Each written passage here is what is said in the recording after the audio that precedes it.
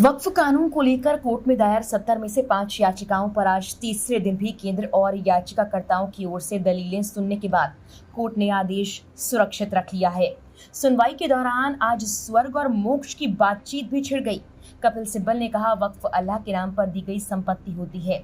इस पर सीजेआई ने कहा कि हाँ, तो दूसरे धर्मों में भी इस तरह के दान की व्यवस्था है ना। सिब्बल ने जवाब दिया कि दूसरे समुदायों में जरूर दान की व्यवस्था है, पर वक्फ अल्लाह के नाम पूरा समर्पण है जिसे दोबारा छीना नहीं जा सकता। इसके आगे सिब्बल ये भी कहते कहते रुक गए कि इस्लाम में ऐसा प्राप्ति के लिए करते हैं। इस पर सीजेआई ने कहा कि जिस तरह से हिंदुओं में मोक्ष की बात होती है, वैसे ही कपिल सिब्बल ने इसका जवाब हाँ में दिया। इसी पर जस्टिस मसीह ने कहा कि हम सभी स्वर्ग जाने की कोशिश में लगे हुए हैं। इस पर वरिष्ठ वकील और याचिकाकर्ताओं की तरफ से पेश हो रहे राजीव धवन ने कहा कि वक्फ ना सिर्फ दान का एक तरीका है, बल्कि ये इस्लाम के 5 मजबूत स्तंभों में से एक है। इस पर जस्टिस गवई ने हंसते हुए कहा कि हर कोई जन्नत जाना चाहता है, भले ही वो हकीकत में हो भी या ना हो।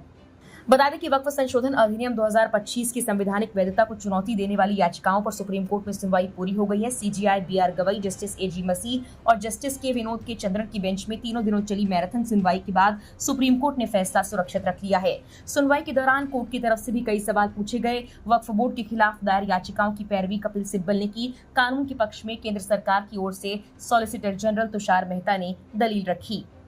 सरकार के पक्ष में दलील रखते हुए मेहता ने कहा कि अगर फाइनल हियरिंग के बाद कोर्ट को लगता है कानून असंवैधानिक है तो कोर्ट इसे रद्द कर सकता है, लेकिन अगर कोर्ट अंतरिम आदेश से कानून पर रोक लगाता है और इस दौरान कोई संपत्ति वक्फ को चली जाती है तो उसे वापस पाना मुश्किल हो जाएगा, क्योंकि वक्फ अल्लाह का होता है। एक बार जो वक्फ को गया उसे पाना आसान नहीं होगा। वक्फ बनाना और वक्फ को दान देना दोनों अलग हैं।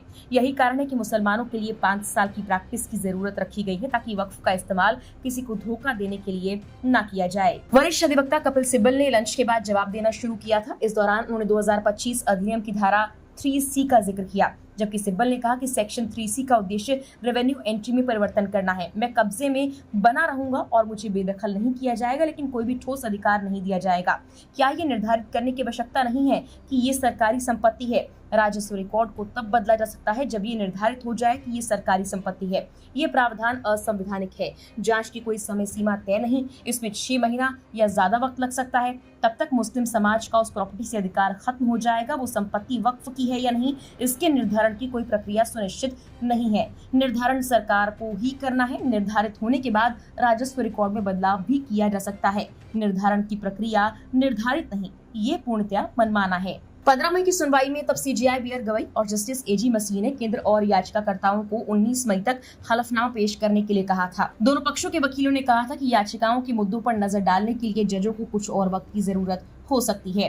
केंद्र ने भी कहा था कि सुप्रीम कोर्ट जब तक मामले को सुन रहा है तब तक कानून के अहम प्रावधान लागू नहीं होंगे, यथास्थिति बनी रहेगी। फिलहाल के लिए इस वीडियो में इतना ही।